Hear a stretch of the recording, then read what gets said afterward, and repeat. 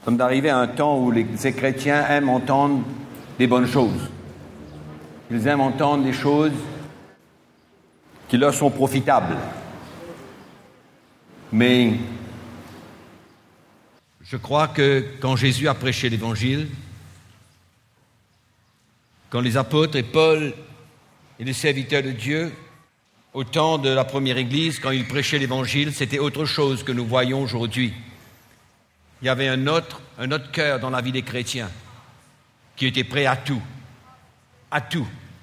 Et je crois que ça vaut la peine pour nous, avant d'entrer dans le sujet, de lire un verset de la parole de Dieu dans le livre des Hébreux, au chapitre 10, verset 32, simplement pour nous faire réaliser l'état de cœur qu'il y avait dans la vie des chrétiens de la première Église. L'état de leur cœur, prêt à faire n'importe quoi. Au verset 32, il est écrit « Souvenez-vous de ces premiers jours, où après avoir été éclairés, quand ils ont reçu l'Évangile, quand ils ont reçu la lumière, la révélation de l'Évangile, ils ont été éclairés. Il dit « Vous avez soutenu un grand combat au milieu des souffrances. D'une part, exposés comme en spectacle aux opprobres et aux afflictions, et de l'autre part, vous associant à ceux dont la position était la même. En effet, vous avez eu de la compassion pour les prisonniers et vous avez accepté avec joie l'enlèvement de vos biens, sachant que vous avez des biens meilleurs et qui durent toujours. » Moi, ce verset, pour moi, il est frappant, dans le sens que on voit un peu l'état de l'Église, de la première Église, quand ils venaient d'entendre l'Évangile. Qu'est-ce que l'Évangile a réveillé en eux? Comment l'Évangile les a saisis complètement? Et ils étaient prêts à tout perdre, prêts à prendre leur place comme il faut, prêts de répondre à l'appel de Dieu, au plan de Dieu. Et je crois que l'Église a besoin de retrouver cet état d'esprit, cet état de cœur, où on ne cesse de toujours vouloir plus, au lieu d'avoir un cœur brisé pour se livrer au Seigneur, pour se donner au Seigneur, pour être prêt à accepter n'importe quoi de la part du Seigneur, à perdre notre vie. Quand je parle de perdre notre vie, je parle de perdre ce que nous sommes, afin de gagner Christ, afin de laisser la vie de Christ vivre en nous, se manifester à travers de nous. Si la vie chrétienne est autre chose que Christ vive sa vie en nous, ben ça ne vaut vraiment pas la peine. Et pour moi, la définition de la vie chrétienne, elle est simple. C'est permettre à Christ de vivre en nous, à travers nous. Et pour cela, il y a un prix à payer. Mais bon, ça c'est quelque chose que nous devons toujours garder dans notre cœur quand nous entendons l'Évangile. Parce que c'est le fondement même de l'Évangile. Et quand nous voyons un petit peu ce que nous avons partagé hier, nous réalisons clairement que tant que notre vie n'est pas soumise à Christ dans notre relation avec lui, mais cette relation entre le mari et la femme ne pourra jamais marcher. Parce que cette relation de mari et femme dépend de la relation de Christ avec l'homme. Mais nous allons continuer à faire un pas de plus. Philippiens chapitre 2, au verset 5. Paul dit « Ayez en vous les sentiments qui étaient en Jésus-Christ, existant en forme de Dieu. Il n'a point regardé son égalité avec Dieu comme une proie à arracher, mais il s'est dépouillé lui-même en prenant une forme de serviteur, en devenant semblable aux hommes, et il a paru comme un vrai homme. Il s'est humilié lui-même, se rendant obéissant jusqu'à la mort, même jusqu'à la mort de la croix. » Pourquoi est-ce que j'ai pris cet exemple?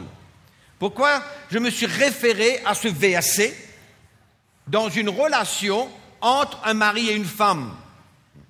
La première question qui pourrait venir, c'est que, mais pourquoi est-ce que vous référez cette attitude que nous devons avoir, vous le référez au mari et non pas à la femme? J'ai associé, si vous voulez, un peu cette attitude que Christ avait à l'attitude qu'un mari doit avoir envers sa femme.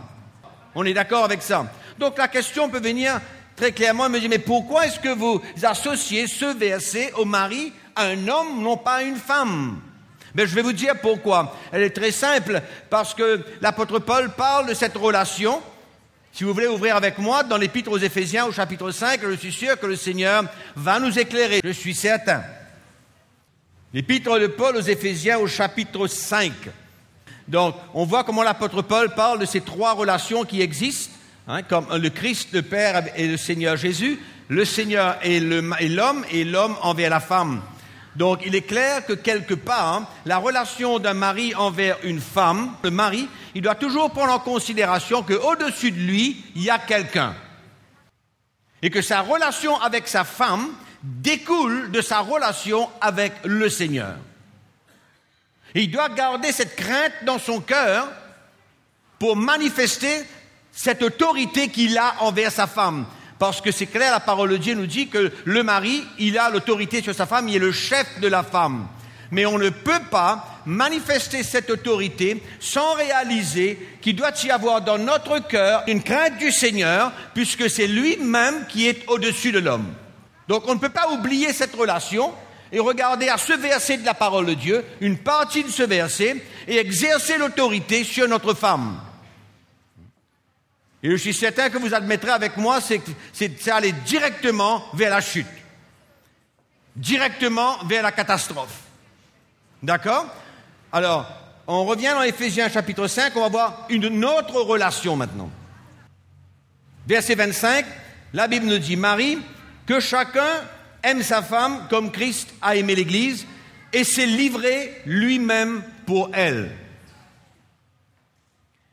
afin de la sanctifier en la purifiant et en la lavant par l'eau de la parole, pour faire paraître devant lui cette Église glorieuse, sans tache, ni ride, ni rien de semblable, mais sainte et irréprochable.